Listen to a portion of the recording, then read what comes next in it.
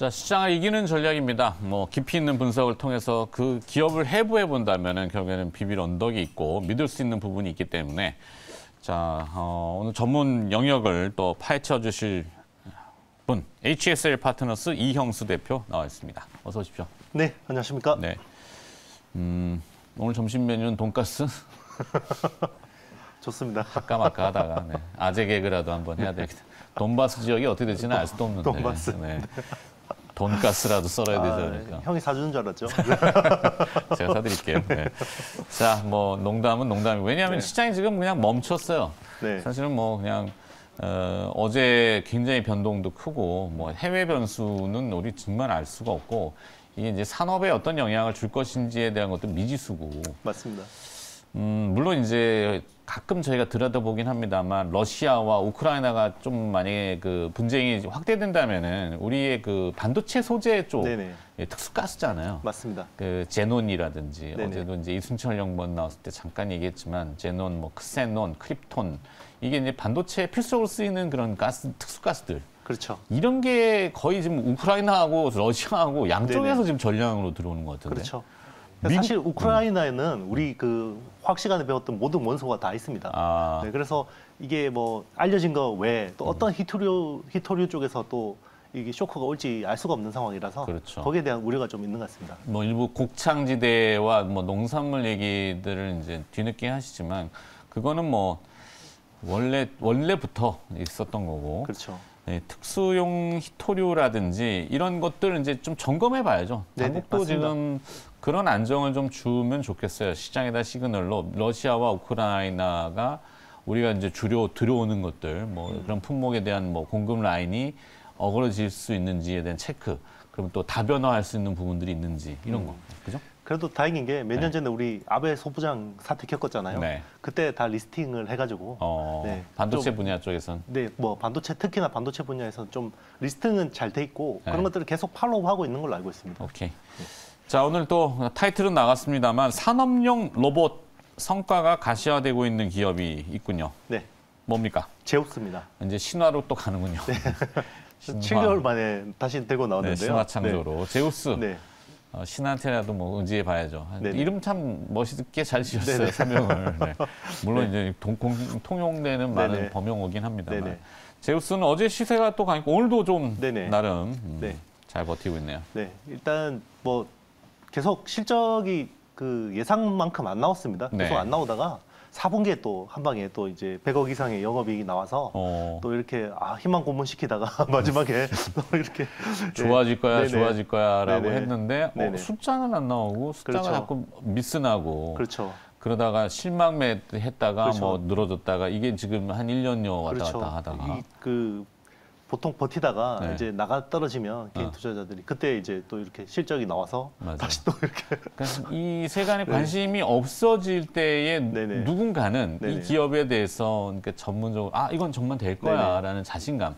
그러면 이제 뭐 자료들도 많이 네네. 찾아보고 이영수 대표처럼 또 일부 이제 직접 가보기도 하고. 네네. 제우스는 일단 어떤 기업인지 조금 네네. 소개를 좀 먼저 시켜주세요. 네, 일단 주력 사업은 이제 반도체 세정 장비입니다. 세정 장비. 네, 반도체 세정, 습식 세정 쪽을 하는 회사라고 보시면 되고요. 음. 보통 이제 반도체가 웨이퍼를 한 장씩, 낱장씩 하는 이제 싱글 타입 세정이 있고요. 그리고 이제 20장, 50장씩 이렇게 한꺼번에 이제 세척하는 이제 배치 타입 세정이 있는데 이 두 가지 기술이 모두 대응 가능한 회사라고 생각하시면 되고요. 그리고 이제 LCD나 뭐 이제 디스플레이 쪽이나 FA 뭐 그리고 이제 자동화 설비, 그 로봇, 그리고 이제 어떤 산업용 밸브류, 뭐 그리고 태양광 굉장히 다양한 사업들을 하고 있습니다. 네, 그리고 액상 유기 수소 저장체라고 해서 네. 이제 LOHC라는 이제 수소 어떤 운송 기술도 보유하고 있고요. 네, 그런 회사입니다. 오, 다양한 분야인데 지금 화면에 나오는 거는 일단 네. 로봇 네네. 형태이긴 한데 네네. 자, 반도체와 디스플레이 장비 시장에서 이 제우스의 경쟁력이라고 한다면 네. 무엇이 있을까요? 일단은 이제 반도체하고 디스플레이 모두 대응이 가능하고요. 그리고 이제 습식 세정 분야에서 싱글이나 배치 타입 어떤 분야든 가능하고 네. 지금 현재는 이제 디램하고 낸드 플래시 쪽, 메모리 쪽뿐만 아니라 이제 파운드리까지 전천으로 이제 들어가는 회사고요. 이 회사는 이제 설비 투자만 스타트가 되면 무조건 이제 좋아질 수밖에 없는 회사라고 보시면 되고요. 가장 또 업사이드가 또 기대되는 부분이 최근에 이제 반도체를 수직으로 쌓는 네, 그죠? 적층. 그렇죠. 어드밴스드 패키지. 우리 항상 이제 한미 반도체 얘기하면서 나오는 기술인데 3D 네네, 그렇죠. 형태로. 이 칩을 수직으로 쌓으려면 중간에 이 파티클 이런 것들 세정 기술이 되게 중요합니다. 그래서 네. TSV라는 공정 그때 앵커님이 이제 벽에 구멍 이렇게 못 박으면 먼지 떨어지니까 이걸 씻어야 된다 이렇게 한번 말씀해 주신 적이 있는데 네. 그것처럼 이렇게 웨이퍼에다 구멍을 뚫다 보니까 여러 가지 파티클들이 나오잖아요. 이런 것들을 깨끗하게 씻어주는 그런 기술이 되게 중요합니다. 네. 그래서 그런 표면 처리까지 할 수 있는 회사라고 보시면 되겠습니다. 오케이. 자, 다관절 로봇 시장에 진출했다. 좀 전에 이제 네. 화면에 이제 관절이 막 이렇게 꺾이는. 네네. 지난해 커피 전문점에 뭐 네네. 로봇 바리스타 네네. 이런 게 들어갔나요? 네. 사실은 이제 그동안 이쪽 사업을 그렇게 관심 깊게 보지는 않았었어요. B2C? 네. 그렇죠. 약간 B2B인데 약간 이제 소비재. 그렇죠. 우리 뭐 보통 이게 제조용 로봇 그러면 이제 뭐 자동차 공장이나 반도체 공장이나 이런 쪽에 이제 보는데 이 회사는 이제 어떤 뭐 무인 카페나 이런 쪽으로 이제 식품 이런 쪽으로 좀 이제 적용이 되고 있는 회사고요. 네. 이 다관절 로봇이라는 게 되게 기술 수준이 높은 수준이 요구됩니다. 그렇죠. 그래서 특히나 산업용 현장에서 다관절 로봇은 굉장히 부가가치가 높은데 사실 그 정도의 하이엔드 기술은 아직까지는 안 되는 게 현실이거든요. 그런데 이제 이 회사는 좀 어떻게 보면 빠른 상용화를 위해서 좀 틈새를 파고들었는데요. 산업용 로봇하고 협동 로봇이라는 이제 분야가 있는데 네. 이제 산업용 로봇은 굉장히 큰 거, 그죠? 로봇팔 이렇게 자동차 공장에 가면 위험하죠. 그래서 네. 사람하고 격리를 시켜서 이제 쓰는 게 산업용 로봇이고 굉장히 비쌉니다. 그리고 협동 로봇은 사람하고 같이 작업을 하는 로봇이라서 뭐 위험한 게 좀 덜하고 대신에 가격도 싸고 이런데 이 제우스가 출시한 로봇은 산업용 로봇과 협동 로봇의 딱 중간 세그멘트 쪽을 파고 들어가서 네. 그쪽을 뚫었고 그래서 이제 지금 푸드 앤 베버리지라 그러죠. 그런 쪽에서 굉장히 성과를 내고 있습니다. 하여튼 뭐 실생활에도 볼 수 있는 그런 로봇들에 뭐 하여튼 바리스타 뭐 이렇게 쓰니까 네네 맞습니다. 지난해 화성시에다가 신공장을 지었어요. 네네. 어떤 뭐 왜 로봇 산업 때문에? 네네 맞습니다. 제대로 네네. 하니까나? 그동안 이제 이게 장소가 좀 협소해가지고 네. 이게 뭐 연구 그러니까 로봇 같은 경우 테스트가 굉장히 까다롭잖아요. 공간이 뭐 네네. 이렇게 있어야 그렇죠. 될 거고 환경적으로. 그렇죠. 뭐 그리고 뭐 어떤 여러 가지 어떤 신뢰성 테스트들이 되게 중요한데 이런 공간적인 협소에 좀 문제가 있었습니다. 그리고 생산하고 연구가 또 같이 뭐 이용되다 보니까 예, 효율성이 좀 떨어지는 부분들이 있었는데 이런 부분들을 이제 신공장에서 이제 따로 이렇게 공간을 설치해서 전문화할 수 있게 됐고요. 그리고 생산 캐파도 늘렸습니다. 지금은 이제 연간 1000대 규모의 이제 캐파를 확보한 걸로 추정이 되고요. 그래서 이제 앞으로 이제 늘어나는 로봇 수요에 적극 대응하겠다. 이게 이제 회사의 방침입니다. 네. 일본 법인 성장세가 또 돋보인다고 하던데 그 내용도 좀 알려주시겠어요? 네. 사실 그 지금 실적 이익의 대부분이 일본 법인에서 나오고 있습니다. JET라는 회사인데요. 네. 원래 그 우리나라가 일본 무슨 기업 인수해서 잘 됐다는 사례 들어본 적이 없으시죠? 거의 뭐 그렇죠. 거의 없죠. 찾아보지도 않았는 네네, 것 그렇죠. 같습니다. 없는데요. 거의 성공한 거의 드문 사례입니다. 그러니까 금융위기 당시에 이제 일본 어떤 세정업체 JET라는 회사를 인수를 했고요. 네. 그게 굉장히 잘 돼서 지금은 그 일본 법인에서 굉장히 많은 매출과 이익이 나오고 있습니다. 그래서 이 어떤 자회사를 또 미국 일본 마더스 지수라는데 또 상장을 시키면 여기 또 업사이드가 될 수 있고요. 우리나라에 네. 반도체 장비 회사도 굉장히 많잖아요. 네네.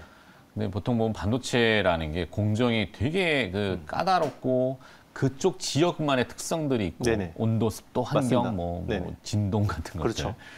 근데 이런 걸 맞추는 그 모디파이션이라고 해서 네네. 개조하는 거. 네네. 그러니까 예를 들어서 뭐 우리나라가 AMAT 장비, 중고 장비를 들여와가지고 여기에 맞게끔 막 네네. 뜯어가지고 맞아요. 다시 그렇죠. 어셈블리하는 맞습니다. 거잖아요. 네. 그런 거 굉장히 잘한다고. 그렇죠. 손기술이 좋아가지고 그렇죠. 딱 만들어놓고 다시 그걸 또 역수출하고. 네네 맞아요. 이러죠. 그렇죠.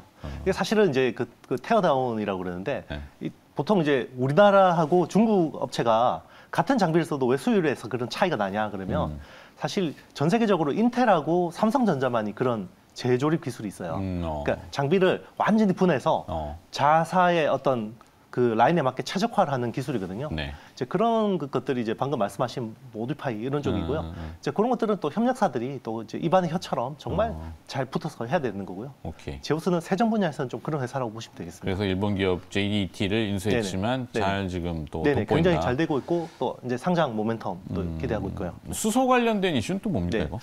보통 이제 수소를 이렇게 이제 자동차에다 수소를 이렇게 주입해야 되잖아요. 네. 그러려면 이제 뭐 그것도 유전 탱크처럼 이렇게 탱크로리 차들이 막 다녀야 되잖아요.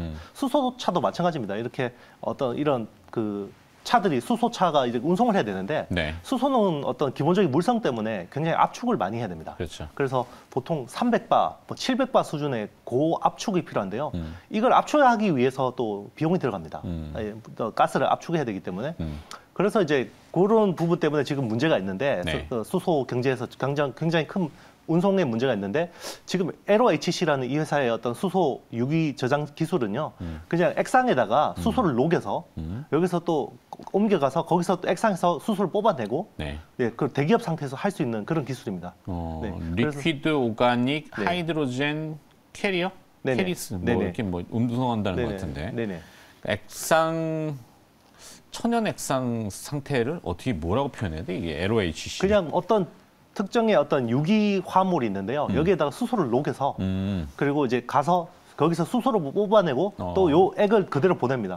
네, 이런 식으로 이제 운송하는 거고요. 그러니까 중간에 압축 과정이 필요가 없는 거죠. 아, 네. 그 기술을 가지고 있다. 네네, 맞습니다. 아, 원래 또 일본 쪽에 이제 그 기술인데 요거를 네. 또 이제 흡수를 했죠. 네. 액상 유기 수소 운반체 기술을 네네. 보유하고 있다. 네네, 맞습니다. 이건 이제 성장 포인트가 되네요. 네네. 자, 참 일단- 수소 좋을 때는 요게 좀 주목을 받았었는데. 수소 네. 이슈가 되면은 네네. 자, 그럼 결론을 좀 정리해야 네네. 되는데 지금 시가총액 제우스는 2,600억이에요. 네네. 뭐 대표이사도 저희 한번 출연하셨던 걸로 기억이 네네네, 되고 맞습니다. 아주 드물게 그렇죠. 출연하셨죠. 네. 어떤 포텐이 터져가지고 어떻게 네. 될 것 같다. 뭐 실적 같은 것들. 네. 일단 올해는 사실 업사이드가 좀 주목되는 부분은 캐시카우는 반도체 세장 쪽이고요. 네. 업사이드는 저는 로봇 쪽에서 나올 거라고 보고 로봇. 있습니다. 네. 올해 로봇 굉장히 핫하거든요. 네. 네, 삼성도 지금 LG도 그렇고 뭐 전부 로봇, 특히나 서비스 로봇 쪽에 굉장히 많은 집중을 하고 있기 때문에 제우스가 그동안 로봇 쪽으로 굉장히 많은 투자를 해왔고 이런 것들이 이제 상용화가 되는 시점. 그리고 최근에 화성 신공장 통해서 이제 캐파도 확대했고 이런 것들이 이제 시장에서 충분히 가치를 받을 수 있다고 저는 판단하고 있습니다. 네.